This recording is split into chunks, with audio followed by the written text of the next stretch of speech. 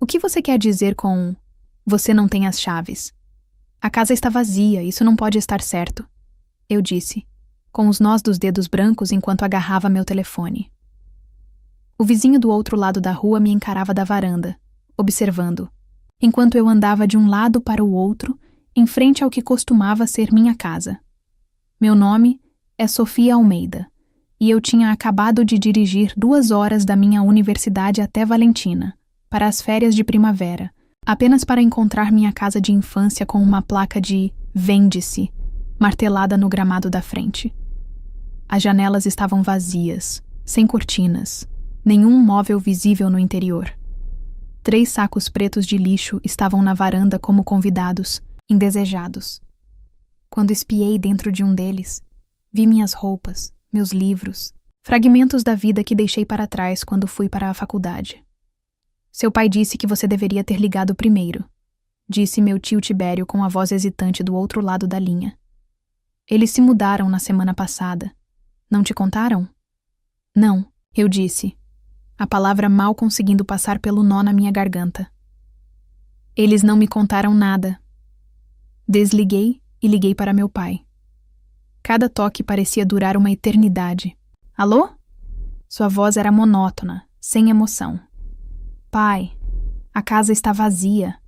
Há sacos de lixo com as minhas coisas na varanda. O que está acontecendo? Uma pausa. Nós nos mudamos. Você já é adulta. Tenho que ir. A linha caiu.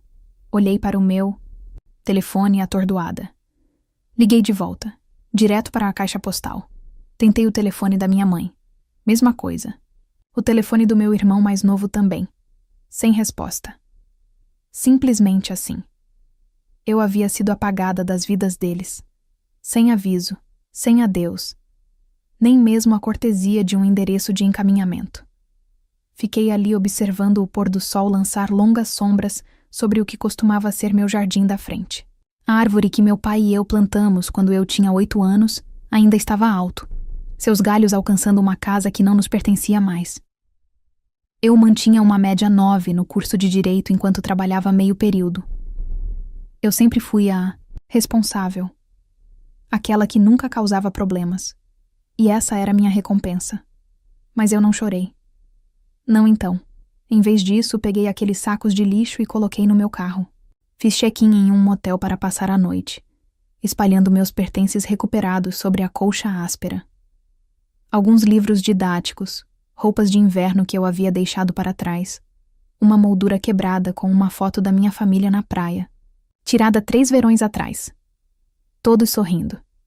Todos mentindo. Naquela noite tomei uma decisão. Se eles queriam me excluir, eu retribuiria o favor, cortaria todos os laços e construiria algo que ninguém poderia tirar de mim. Eu cresci acreditando que família significava tudo, incluindo apoio incondicional. Meus pais emigraram do Paraguai antes de eu nascer, e família em primeiro lugar era praticamente nossa religião doméstica. Meu pai trabalhava em turnos duplos na fábrica e minha mãe limpava casas. Eles nos lembravam diariamente de seus sacrifícios. Viemos aqui sem nada, para que você pudesse ter tudo. Meu pai dizia durante o jantar. Educação é sua passagem. Eu levei essas palavras a sério. Enquanto outras crianças iam a festas, eu estudava. Quando meus amigos do ensino médio conseguiam empregos de verão no shopping, eu fazia estágio no tribunal local. Minha aceitação na universidade com bolsa de estudos para o curso de Direito deveria ser o primeiro retorno do investimento deles. Meu irmão mais novo, Arthur, era diferente. Ele tinha dificuldades na escola, preferia videogames a livros e foi pego, furtando 2 vezes. Mas meus pais nunca ameaçaram expulsá-lo. Eles o defendiam, o apoiavam, o perdoavam. Ele está encontrando seu caminho, eles diziam. Talvez seja por isso que o abandono deles me pegou de surpresa. A filha responsável, descartada, enquanto o filho problemático continuava sob suas asas. Naquela noite no motel, liguei para a professora Wanda Mendes, minha instrutora de Direito Constitucional, que havia se tornado uma espécie de mentora. Eles simplesmente foram embora? Ela perguntou com evidente descrença na voz. Sim, e eu não sei o que fazer agora. Não posso exatamente voltar aos dormitórios durante o recesso. E eu? Minha voz falhou. A emoção finalmente transpareceu. Ouça-me, Sofia. Venha ficar comigo até os dormitórios reabrirem. Vamos resolver isso juntas. A professora Wanda morava sozinha em uma casa cheia de livros e 2 gatos idosos. Ela me deu o quarto de hóspedes e uma chave. Sem limite de tempo, ela disse. Concentre-se nos seus estudos. Naquelas férias de primavera, em vez de descansar, eu mergulhei na pesquisa. A professora Wanda me conectou com um estágio jurídico de verão, na Mendes Carvalho Advogados Associados, uma firma especializada em casos de discriminação habitacional.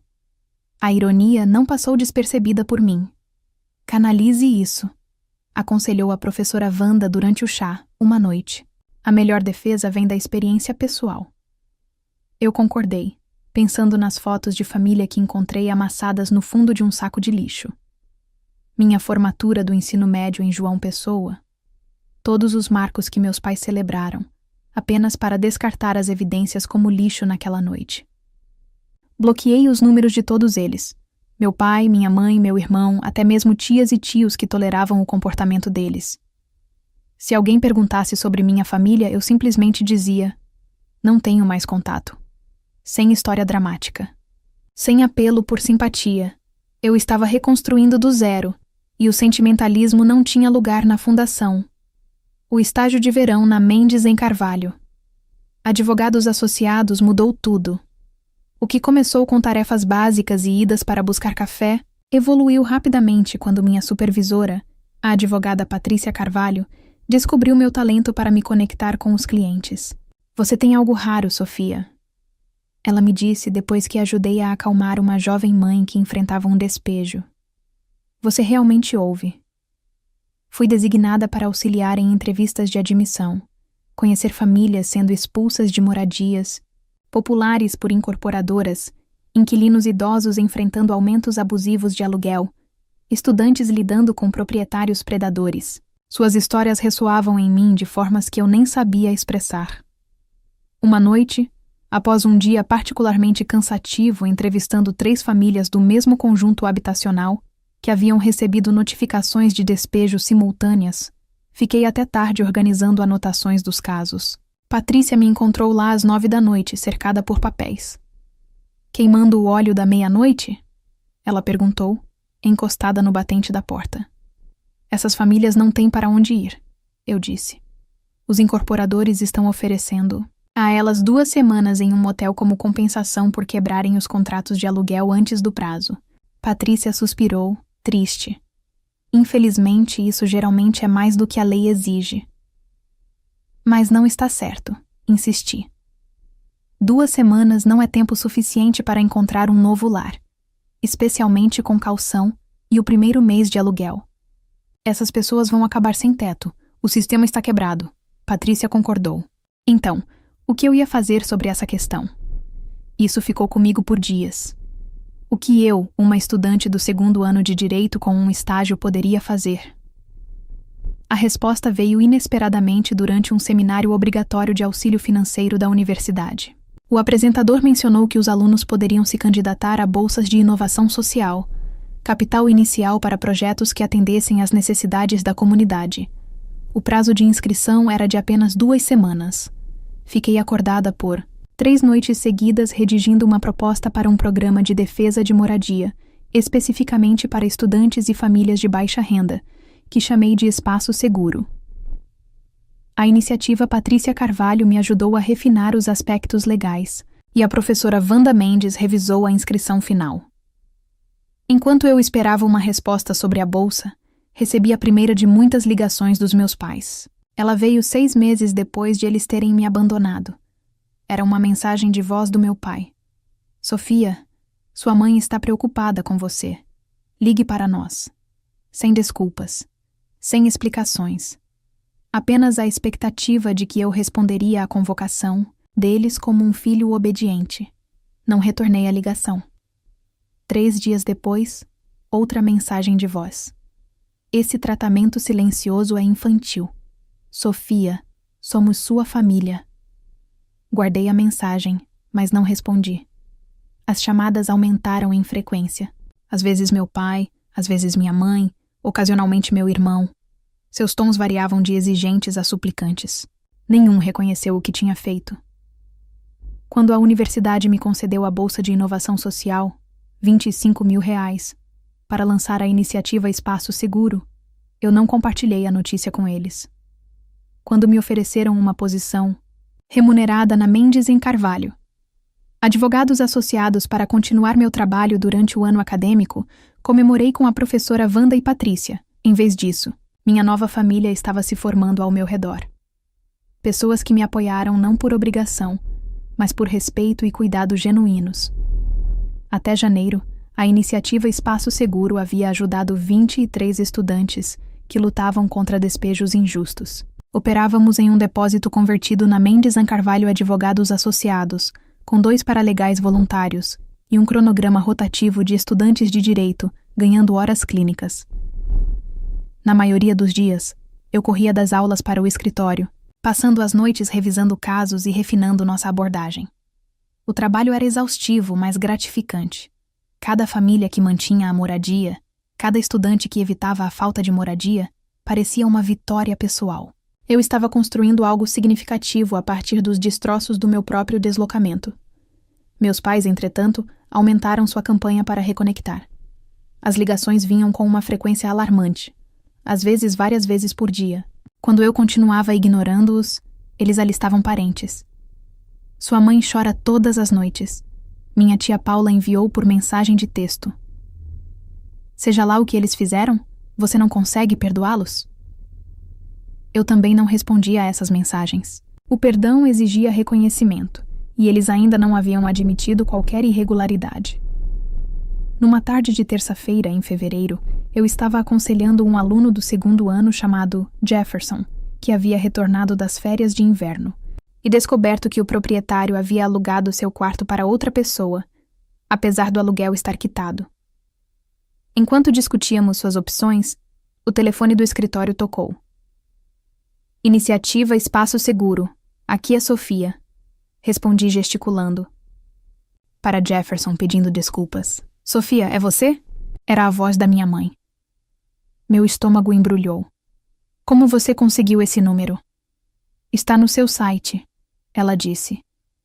Por que você não retornou nossas ligações? Estávamos morrendo de preocupação. Jefferson se mexeu desconfortavelmente, na cadeira. Eu cobri o bocal do telefone. Me desculpe, preciso resolver isso. Você se importaria de esperar lá fora por um momento? Depois que ele saiu, descobri o telefone. Este é meu local de trabalho. Por favor, não ligue aqui novamente. Nós somos seus pais, disse minha mãe com a voz embargada. Nós temos o direito. Você perdeu esse direito, interrompi. Quando colocou meus pertences em sacos de lixo e vendeu nossa casa sem me dizer. Não vou fazer isso agora. Seu pai cometeu um erro, ela implorou. Nós tínhamos problemas financeiros. A casa estava sendo leiloada. Nós estávamos envergonhados. Por um momento, senti uma rachadura na minha determinação. Problemas financeiros? Eles nunca haviam mencionado nada disso. Se vocês estavam com problemas, poderiam ter me contado. Eu disse com a voz mais suave. Eu teria ajudado. Seu pai não permitiria, ela disse. O orgulho dele. Você sabe como ele é. Eu sabia. O orgulho do meu pai era uma força da natureza que moldava a dinâmica da nossa família desde a infância. Mas o orgulho não justificava o que eles fizeram. Preciso voltar a trabalhar, eu disse firmemente. Por favor, respeite meus limites. Desliguei antes que ela pudesse responder. Minhas mãos tremiam levemente quando coloquei o fone no gancho. A breve conversa trouxe à tona sentimentos que eu pensei ter enterrado com sucesso. Raiva, certamente, mas também um persistente senso de responsabilidade em relação a eles. Mas, tarde naquela noite, Patrícia me encontrou ainda em minha mesa, olhando para o registro de chamadas da iniciativa Espaço Seguro. Está tudo bem? Você parece distraída. ela disse, sentando-se na beirada da minha mesa. Hesitei, e então contei a ela sobre a ligação. Parte de mim quer acreditar que eles tinham um bom motivo, admiti, que não foi apenas crueldade. Patrícia, considerou. Essas pessoas raramente agem por pura crueldade, Sofia. Mas razões e desculpas não são a mesma coisa. Quaisquer que fossem os problemas financeiros que eles tinham, eles escolheram lidar com isso abandonando você sem aviso. Ela estava certa. E, no entanto, a explicação da minha mãe plantou uma semente de dúvida. E se houvesse mais na história? E se eles estivessem realmente desesperados? No dia seguinte, contra meu melhor julgamento, fiz algo que resisti por meses. Procurei minha família online. O que eu encontrei destruiu qualquer simpatia emergente. Uma postagem alegre no Facebook, da minha mãe, datada de apenas 3 semanas depois que eles se mudaram. Ela, meu pai e Arthur sorriam em frente a uma nova casa. A legenda dizia: novos começos, tão abençoados. Não houve crise financeira. Houve apenas uma decisão de me deixar para trás. As chamadas não atendidas se acumulavam como chuva, caindo. 120, 150, 200. As mensagens de voz dos meus pais evoluíram de exigências para súplicas, ocasionalmente salpicadas de informações sobre suas novas vidas. Como se estivéssemos tendo uma vida normal, a conversa era contínua, em vez de um bombardeio unilateral. Arthur foi aceito na UFPB. Minha mãe relatou no final de março que ele está estudando programação de computadores. Você sempre disse que ele era inteligente. Os vizinhos nos trouxeram brownies. Meu pai anunciou, em abril, que não são tão bons quanto os de suas mães. Mas eles estão tentando ser receptivos.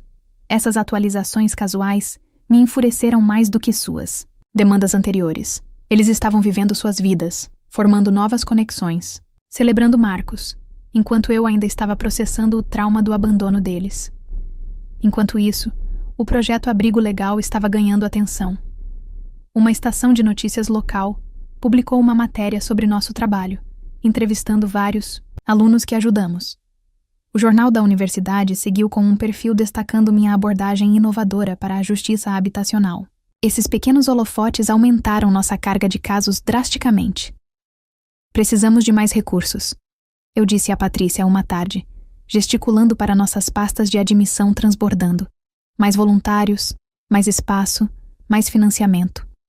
Eu poderia ter uma solução, ela respondeu. A Fundação Tavares está aceitando propostas para suas bolsas anuais de justiça social. O prêmio é substancial o suficiente para contratar funcionários e alugar escritórios adequados. O processo de inscrição foi exaustivo. Passei semanas redigindo e reescrevendo nossa proposta, reunindo depoimentos de clientes e compilando dados sobre insegurança habitacional entre estudantes. O documento final tinha 47 páginas, detalhando a metodologia, a missão do projeto, abrigo legal e os impactos mensuráveis. 2 dias após o envio, recebi uma ligação de um número desconhecido com o DDD da minha cidade natal. Alô? Atendi cautelosamente. Sofia, sou eu, a senhora Socorro, sua antiga vizinha. Eu não falava com ela desde o dia em que encontrei a casa vazia. Espero que não haja problema em eu ter ligado. Ela continuou. Seu irmão me deu seu número. Ele disse que você poderia não atender se visse os nomes deles no identificador de chamadas. Minhas defesas se ergueram imediatamente. Se isso é sobre me reconectar com meus pais, não. Não. Ela interrompeu. Bem, não diretamente. É sobre a casa. Sua antiga casa. Alguém invadiu ontem à noite. A polícia acha que estavam procurando por objetos de valor, mas é claro que o lugar está vazio.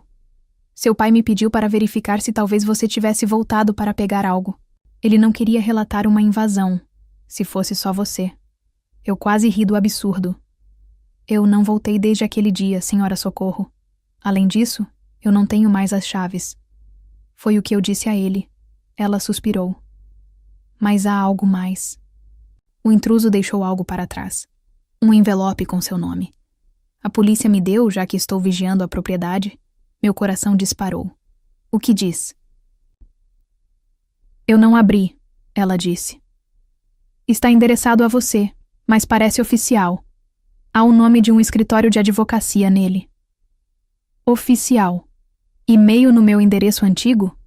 Ninguém deveria estar me enviando documentos legais lá. Eu atualizei meu endereço há meses. Você pode abri-lo? Perguntei. Apenas me diga o que está escrito. Ouvi papel rasgando. Depois, silêncio. Senhora Socorro? É sobre a propriedade da sua avó. Ela disse finalmente. Sua avó materna. No Paraguai. Minha avó morreu quando eu tinha 13 anos. Mal me lembrava dela. É sobre a propriedade? Diz que você herdou uma propriedade em Ciudad del Este. Senhora Socorro leu devagar. E há um extrato bancário, Sofia. Mostra um saldo de mais de 400 mil reais. Minha mente girou. Isso não pode estar certo. Minha avó vivia de forma simples. Ela não tinha esse tipo de dinheiro. A carta diz que a propriedade foi desenvolvida após a morte dela. Resort, condomínios. Sua parte é o produto da venda de 2 unidades. Peguei uma caneta, rabiscando, enquanto a senhora Socorro ditava as informações de contato do escritório de advocacia. Minha mão tremia enquanto eu processava as implicações. Diz quando essa herança ficou disponível? A senhora Hernandes fez uma pausa, embaralhando papéis. Sim, foi finalizado em março passado. 1 mês antes de meus pais me abandonarem. O momento não podia ser coincidência. Eles sabiam da minha herança e me deixaram para trás de qualquer maneira. A Fundação Tavares ligou enquanto eu ainda estava processando a bomba da herança. Fomos selecionados como finalistas para a bolsa deles e precisávamos preparar uma apresentação para o conselho. Em circunstâncias normais, isso teria sido motivo de comemoração. O apoio da Fundação transformaria o projeto Abrigo Legal de uma iniciativa estudantil desorganizada em uma organização sem fins lucrativos legítima. Mas eu estava distraída. Meus pensamentos voltavam ao legado inesperado da minha avó. Depois de consultar Patrícia, entrei em contato com o escritório de advocacia paraguaio responsável pela herança. Eles confirmaram tudo. A herança era legítima, o dinheiro era meu, e o mais revelador, a notificação havia sido enviada aos meus pais, meus tutores legais, há mais de 1 ano, quando eu ainda tinha 19 anos. Eles esconderam. Isso de mim, eu disse à professora Wanda Mendes durante um de nossos jantares regulares. Eles sabiam que eu tinha essa herança chegando e ainda assim colocaram minhas coisas em sacos de lixo. Ela colocava os talhares. Você já pensou por quê? Dinheiro, eu disse amargamente. Eles provavelmente achavam que mereciam. Mais do que eu. Talvez. Ela cedeu. Mas esconder uma herança é difícil. Você teria descoberto eventualmente. Talvez estivessem planejando te contar nos termos deles, para te fazer grata. Dependente. Empurrei meu prato para longe, o apetite acabado. Ou talvez nunca tivessem planejado me contar. Os fundos da herança foram transferidos para minha conta, 3 dias antes da apresentação para a fundação. Eu não tinha decidido o que fazer com o dinheiro. Mas sua presença ofereceu uma estranha segurança. Pela primeira vez, desde que encontrei minha casa de infância vazia, me senti financeiramente livre do meu passado. A apresentação estava marcada para uma tarde de sábado, em maio. Cheguei aos escritórios da fundação, no centro da cidade, 1 hora mais cedo, revisando minhas anotações na elegante área de espera. Nossa proposta solicitava 300 mil reais, ao longo de 3 anos, para expandir os serviços do projeto, abrigo legal além da universidade, para a comunidade em geral. Patrícia chegou 20 minutos antes do horário programado. Impecável, em um blazer cinza chumbo. Pronta? Ela perguntou, sentando ao meu lado. Como sempre, respondi, ajeitando meu próprio blazer azul marinho cuidadosamente selecionado. Profissional, mas não intimidador. O conselho pode parecer formal, ela avisou. Mas eles se importam com o impacto. Foque nas histórias humanas, como o espaço seguro muda vidas. Fomos escoltadas até uma sala de reuniões, onde 8 pessoas estavam sentadas ao redor de uma mesa polida. Reconheci várias da minha pesquisa: líderes empresariais locais, filantropos, um ex-juiz. O próprio diretor da fundação, Henrique Tavares, se levantou para nos cumprimentar. Bem-vindas, senhora. Almeida, senhora. Carvalho, disse ele, gesticulando em direção à área de apresentação. Ficamos impressionados com sua proposta escrita. Mostrem-nos por que o projeto Abrigo Legal merece nosso apoio. Conectei meu notebook ao projetor e comecei a apresentação, descrevendo a jornada do projeto Abrigo Legal, de projeto estudantil a recurso comunitário. Destaquei os principais casos e impactos sistêmicos. Patrícia entrou na conversa com o contexto jurídico, explicando como nosso modelo preenchia lacunas nos serviços existentes. 20 minutos depois, enquanto eu descrevia nossa visão de expansão, a porta da sala de reuniões se abriu. Uma assistente da fundação sussurrou algo para o Sr. Henrique, que assentiu. Peço desculpas pela interrupção, disse o Sr. Henrique. Senhora Almeida, há algumas pessoas aqui alegando ser sua família. Eles estão bastante insistentes em falar com você. Meu coração parou. Minha família? Eles dizem que é urgente, ele acrescentou, parecendo desconfortável. Podemos pedir a eles que esperem até terminarmos? Patrícia tocou meu braço, apoiando sua decisão. Sofia. Respirei fundo. Depois de meses de ligações não atendidas, meus pais me rastrearam até talvez o momento mais importante da minha jovem carreira. O momento não poderia ser mais inoportuno, ou mais revelador. Por favor, diga a eles que falarei com eles depois da apresentação, eu disse com a voz notavelmente firme. Isso é muito importante para ser interrompido. O senhor Henrique assentiu em aprovação, e a assistente saiu para entregar minha mensagem. Voltei para a apresentação, mas minha mente estava em colapso. O que poderia ser tão urgente, depois de quase um ano de silêncio? Terminei a apresentação. No modo automático, minha voz profissional apesar da turbulência emocional por trás das palavras. O conselho fez perguntas perspicazes, às quais respondi minuciosamente, determinada a não deixar meu drama pessoal afetar essa oportunidade.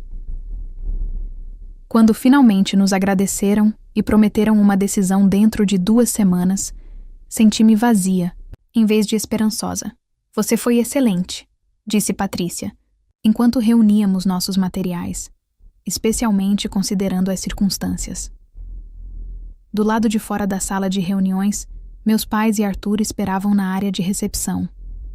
Minha mãe se levantou ao me ver. Seu rosto era uma mistura complexa de emoções: esperança, medo, determinação. Meu pai permaneceu sentado, a expressão cautelosa. Arthur pairava, desajeitadamente entre eles, olhando para todos os lados, menos para mim. Sofia. Minha mãe começou, dando um passo à frente. Precisamos conversar. Patrícia apertou meu ombro. Vou te dar privacidade. Me liga. Mais tarde. Assenti, agradecida. Então me virei para minha família. Por que vocês estão aqui? Como me encontraram? Vimos o artigo de jornal sobre seu programa de moradia. Minha mãe explicou. Mencionava a apresentação de hoje. Estamos tentando falar com você há meses. Eu sei, respondi calmamente. Ligações 24 horas por dia. É difícil não ver. Meu pai finalmente se levantou. Isso já durou tempo demais, Sofia. Você está sendo infantil. Uma risada amarga escapou de mim. Infantil? Eu cheguei em casa e encontrei meus pertences em sacos de lixo. Você vendeu nossa casa sem me dizer. Você me abandonou. E eu sou a infantil? Nós cometemos um erro, disse minha mãe, com a voz trêmula. Queremos fazer isso certo agora. Agora vocês querem fazer isso certo? Perguntei. Depois de um ano, depois que eu reconstruí toda a minha vida sem vocês, por que agora? Arthur se mexeu desconfortavelmente. Apenas ouvi eles, Sofia. Sophie? Eu sei sobre a herança. Eu sei, afirmei categoricamente. É por isso que vocês estão de repente interessados em reconciliação? Por que o dinheiro chegou? O rosto do meu pai escureceu. Você sempre foi tão rápida para julgar. E você sempre foi tão rápido para me descartar, respondi. Você sabia sobre a propriedade da vovó em março passado. Escondeu de mim e depois me jogou fora. Os olhos da minha mãe se arregalaram. Você sabe? Eu sei de tudo, confirmei. A pergunta é, o que vocês querem agora? A área de recepção da fundação, agora chamada Projeto Abrigo Legal, não era o lugar para um acerto de contas familiar. Então nos mudamos para uma cafeteria próxima. Sentei-me em frente a eles, mantendo distância física e emocional, enquanto tentavam explicar o inexplicável. Estávamos envergonhados, admitiu minha mãe, embalando seu café intocado. A execução do leilão da casa, seu pai perdeu o emprego e eu não conseguia ganhar o suficiente limpando casas. Não podíamos te contar. Então, em vez de pedir ajuda, vocês me abandonaram. Minha voz permanecia baixa, controlada. Descobrimos sobre o dinheiro da sua avó logo depois que você saiu para o semestre da primavera. Meu pai explicou.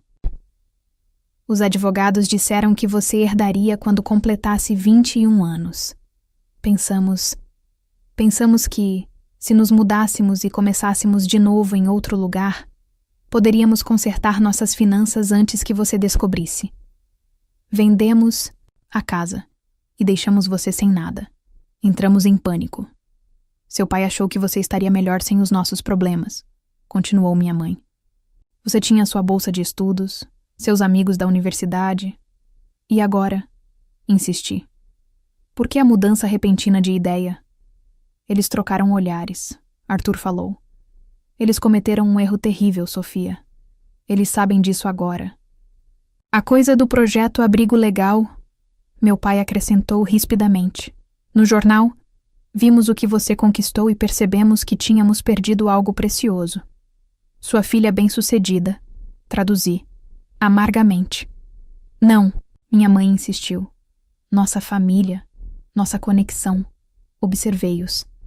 As pessoas que moldaram minha infância e depois a destruíram.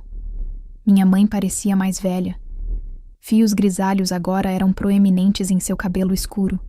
Meu pai parecia diminuído de alguma forma, os ombros caídos sob a jaqueta gasta. Arthur tinha crescido alguns centímetros. Suas feições infantis estavam amadurecendo. Eu construí uma nova vida, disse finalmente. Novas conexões. Pessoas que me valorizam independentemente das minhas realizações. Ainda somos sua família, insistiu meu pai. Encontrei seu olhar, firme.